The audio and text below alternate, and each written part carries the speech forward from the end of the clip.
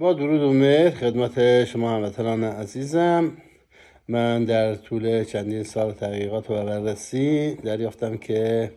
اجداد ما قبلا در سطح ستاره خورشید میزیستند که با تجزیه تحلیلشون انرژی زیادی در خورشید ذخیره کردن و رفته رفته آتشفشان‌ها را در سطح خورشید به وجود آوردن و پس از اینکه سطح خورشید و آتشفشان‌ها پوشاندن باعث شده که تمامی آبها و گاز و حیاتی از جو خورشید خارج بشه و پس از دور شدن از خورشید به صورت یخگازها و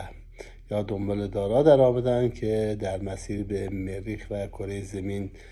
برخورد کردن و پس از برخورد این دنبال دارها به کره زمین شرایط زیستی به وجود آمده که اجداد ما با تمامی موجودات زنده کاملا حیات را از خورشید به زمین انتقال دادن. در این زمینه اسناد و مدارک فراوانی هست که گویای این شرایط هست و میتونیم اینو اثبات کنیم.